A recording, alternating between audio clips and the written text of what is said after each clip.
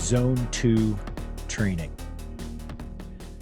For those listening and watching that perhaps aren't obsessed with their heart rate, maybe have heard the term because it's so ubiquitous now, but are not 100% clear on it. Caitlin, define Zone 2 training for us in a nutshell. Okay. Zone 2 training is low intensity training.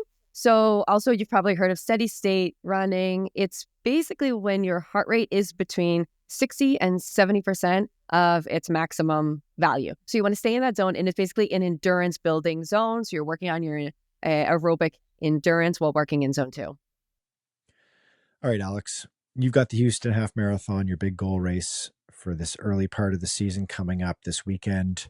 Let's push your heart rate into Zone 2 with you just sitting there. Do you focus on Zone 2 training at all? Is this something that you've done in the last 6 months? No, it's not something I do. I'm probably not the right person to ask because I was never a heart rate guy. Before the Zone 2 craze, you still had some runners of most levels fixate on heart rate and think, it just wasn't as sexy of a term, but they'd say like, I like to do my easy runs at a heart rate of 130 beats per minute, like that kind of thing. I was always on the other side of the aisle, the rate of perceived exertion.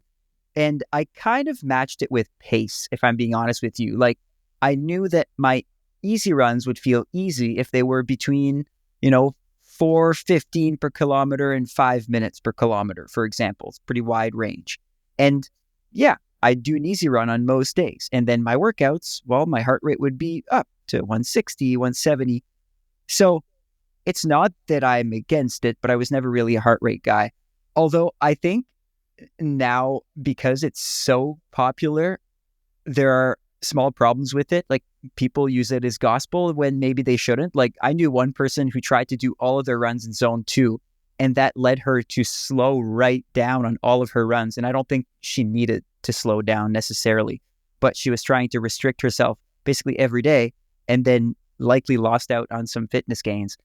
And the other thing that I'm just a little bit skeptical about is heart rate is kind of a moving target for two reasons, right? One is just your day-to-day variances and changes, right? Like whether you're sick or if you didn't sleep too well or if you're digesting, that might make your heart rate change from one day to the next. And then the other like bigger picture thing is when your fitness level changes, your heart rate will also change. And now that takes longer to get used to, right? Like it's not like you're going to get fitter over 1 week and your entire heart rate profile is going to be completely different. But over time, that does tend to happen. So being super fixated on just a range might limit you in some way. So I think it's like a good guideline. Yeah. Sorry, Alex. No, I think it's just that you're going exactly into where I train all my athletes. Like the Zone 2 training is a good idea, not thinking about Zone 2, not thinking about heart rate because of what you just said. Heart rate can be really imprecise. I mean, here in Costa Rica with the humidity and the heat, my heart rate can be 15 beats up from what I'm actually feeling or what it should be if I'm supposed to be in an easy zone. So I think the way to think of it is more like 80% easy, whatever that may be for you, thinking more in rate of perceived exertion instead of the 60 to 70% of your max heart rate, right? Like you're saying, and then the other 20% of your training at that higher intensity, or whatever kind of percentage that you want to look at. But think of Zone 2 training, use it as, yes, I should be running a lot of my runs easy, but I shouldn't try to focus on getting in a certain heart rate range because of all those variables that can mess with our heart rate. Like what if you're just taking an allergy medication? Your heart rate will just go 20 beats up per minute, Yeah, then you're like a hummingbird. Exactly. Right. Right. So I completely agree. With everything Alex is saying. Like the concept is great, just maybe rate of perceived exertion and or pace is a better way to think of it.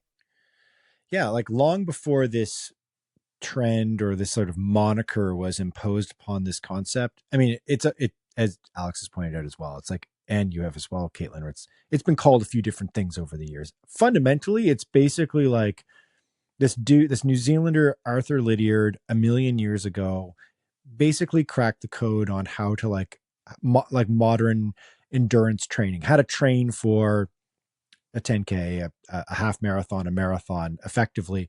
And it was kind of the 80-20 rule or Zone 2 training where it's like you do the bulk of your training, you run easy and you try to add up a lot of endurance to build the little power centers in your body called mitochondria and that sort of thing, and just develop sort of like the physiology, the structure, your nervous system to handle running for a longer period of time, and also to build your mind into like being able to handle all that long, boring running you're going to have to do in a marathon or a half marathon or whatever.